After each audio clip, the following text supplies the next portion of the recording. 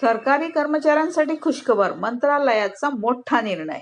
तर fitment factor म्हणजे कर्मचाऱ्यांच्या सध्याच्या मूळ वेतनावर म्हणजेच बेसिक पे लावला जाणारा गुणाकाराचा आकडा होय.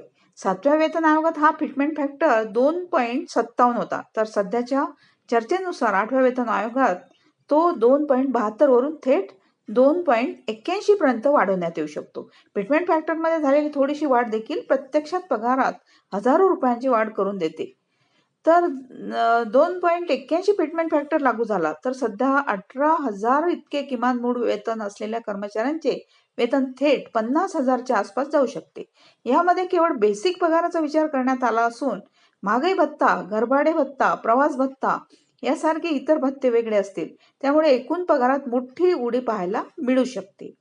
या फिटमेंट फॅक्टर वाढीमुळे सुमारे 75% पर्यंत एकत्रित लाभ मिळू शकतो, अशी चर्चा कर्मचारी संघटनांमध्ये सुरू आहे. कारण फिटमेंट फॅक्टर वाढीसोबतच महागाई भत्ता मर्ज होण्याची शक्यता, किमान वेतनात वाढ आणि नवीन पे स्ट्रक्चर लागू होण्याची शक्यता व्यक्त केली जात आहे. या सगळ्या गोष्टी एकत्रित पाहिल्यास कर्मचाऱ्यांच्या आर्थिक स्थितीत मोठा बदल होऊ शकतो. किमान वेतनाबाबत बोलायचे झाल्यास सध्या 7व्या वेतन आयोगानुसार किमान वेतन 18,000 आहे, परंतु 8व्या वेतन आयोगात हे किमान वेतन 26,000 ते 28,000 दरम्यान जाण्याची दाट शक्यता वर्तवली जात आहे. काही कर्मचारी संघटना तर किमान वेतन 30,000 असावे अशी ठाम मागणी करत आहेत.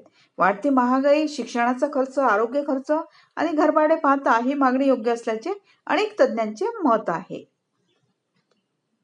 आता लेवलनुसार पाहिलं तर लेवल 1 ते लेवल 6 पर्यंतच्या कर्मचाऱ्यांच्या पगारात मोठी वाढ दिसून येऊ शकते.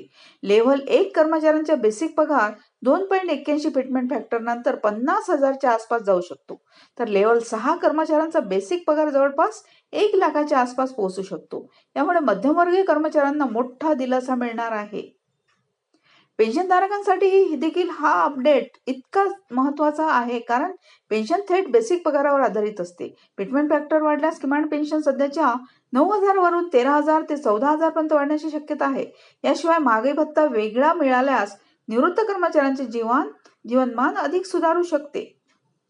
तर 8वा वेतन आयोग कधी लागू होणार हा प्रश्न प्रत्येकाच्या मनात आहे. 7वा वेतन आयोग 1 जानेवारी 2016 पासून लागू झाला होता आणि साधारणतः प्रत्येक 10 वर्षांनी नवीन वेतन आयोग लागू होतो. या आधारावर 1 जानेवारी 2024 पासून 8वा वेतन आयोग लागू होण्याची शक्यता व्यक्त केली जात आहे. अर्थ मंत्रालयाने पत्र म्हणजे या दिशेने सुरू झालेल्या हालचालींना एक भाग मानला जात आहे. तथापि येथे हे स्पष्ट करणे अत्यंत आवश्यक आहे की सध्या तरी 8व्या वेतन आयोगाबाबत कोणतीही अंतिम अधिकृत अधिसूचना जाहीर झालेली नाही. अर्थ मंत्रालयाचे पत्र, चर्चा आणि अहवाल हे सकारात्मक संकेत जरूर देतात, मात्र अंतिम निर्णय केंद्र सरकारकडून अधिकृतरित्या जाहीर होणे बाकी आहे. त्यामुळे कर्मचारी आणि पेन्शनधारकांनी कोणत्याही अफवांवर विश्वास न ठेवता अधिकृत घोषणेची वाट पाहणे गरजेचेच आहे.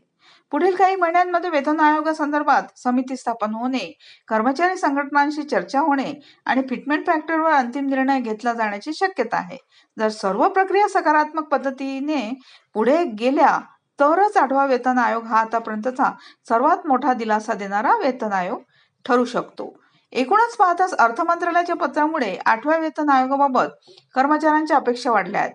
फिटमेंट फॅक्टर 2.72 वरून 2.81 झाला तर सरकारी कर्मचारी आणि पेन्शनधारकांच्या उत्पन्नात ऐतिहासिक वाढ होण्याची शक्यता आहे.